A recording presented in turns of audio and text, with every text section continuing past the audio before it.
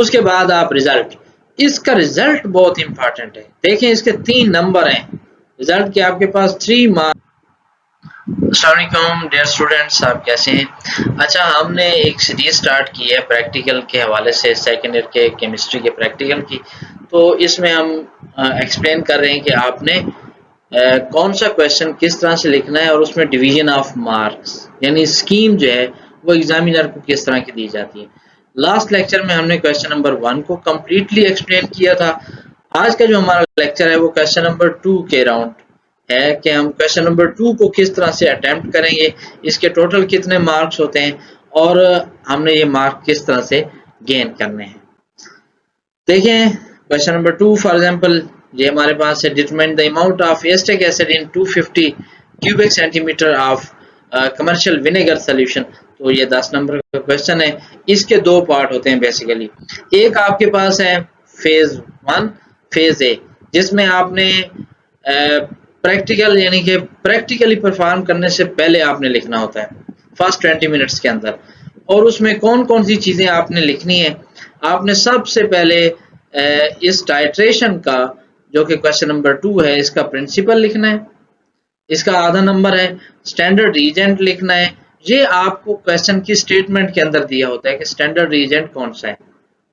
Indicator आपने लिखना है, मसलन एसिड बेस टाइट्रेशन है या रेडॉक्स टाइट्रेशन है या आयोडोमेट्रिक टाइट्रेशन है।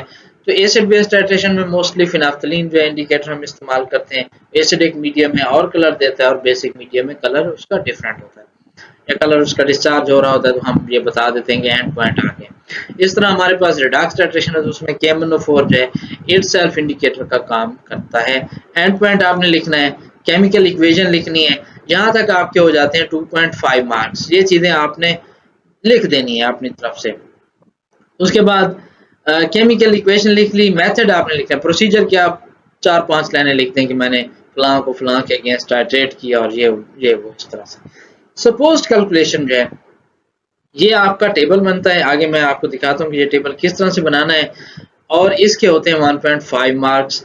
और ये आपका सेक्शन कंप्लीट हो गया जो फर्स्ट 20 मिनट्स में।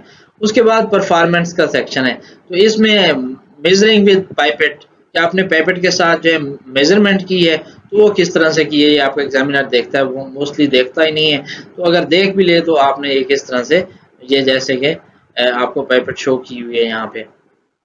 अच्छा, ब्यूरेट की रीडिंग किस तरह से लेते हैं, मीन कंकॉर्डेंट रीडिंग वो आप टेबल के नीचे लिखेंगे। उसके बाद आप रिजल्ट, इसका रिजल्ट बहुत इंपॉर्टेंट है। देखें इसके 3 नंबर हैं रिजल्ट के, आपके पास 3 मार्क्स हैं। रिजल्ट ऐसे नहीं आता, बाकायदा आप कैलकुलेशन लिखेंगे M1V1 is equal to M2V2 over N2। ये आगे आप देखेंगे कि इक्वेशन हमारे पास लिखी हुई है, हमने किस तरह से रिजल्ट फाइंड आउट करना है। तो यहाँ पे इसी क्वेश्चन को जैसे रिलेटेड क्वेश्चन को हमने सॉल्व किया हुआ है।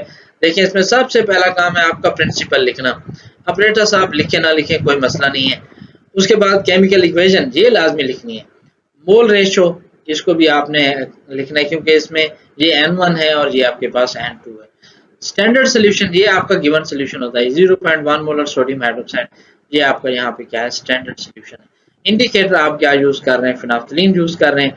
एंड पॉइंट इसका क्या आ रहा है, आपके पास लाइट पिंक कलर आ रहा है, यानी जैसे ही लाइट पिंक होगा तो इसका मतलब है कि आपका रीजेंट क्या हो गया, वो कम्प्लीटली यूज हो गया। अब आप प्रोसीजर लिखेंगे कि आपने कैसे ये प्रैक्टिकल परफॉर्म किया है। उसके बाद आ जाए हमारे पास ये ऑब्जर्वेशन एंड कैलकुलेशन, ये 2 दफा आपने लिखनी है। एक दफा आपने सपोज लिखनी है, यहाँ पे लिखे सपोज्ड ऑब्जर्वेशन कैलकुलेशन। उसमें आपका सीरियल नंबर आएगा, टेबल आपने खुद बनाना है, इनिशियल रीडिंग है, फाइनल रीडिंग है और volume of the acid use, यानी उसका जो डिफरेंस है 0 से 10 तक, तो 10 क्यूबिक सेंटीमीटर क्यूब, फिर 10 का डिफरेंस आ रहा है, फिर 10 का आ रहा है। 10 का नहीं भी हो सकता, आप 10 लिखें, 10.5 लिखें, 9.5 लिखें, 9 लिख दें, एक दफा 11 लिख दें, तो ये कोई इतना बड़ा इशू नहीं है, आप इसको चेंज कर सकते हैं। तो ये उसके बाद है V1, V2, N1, N2 और M1, M2। तो आपने एक्चुअली मोलैरिटी M2 क्या करनी होती है, सॉरी M1 ये आपने फाइंड आउट करनी है। तो ये मोलैरिटी M1 आपके पास 0.1 मोलर आ रही है, तो 0.1 मोलर तो इसका मतलब है 6 ग्राम है आपके 1000 क्यूबिक सेंटीमीटर के अंदर।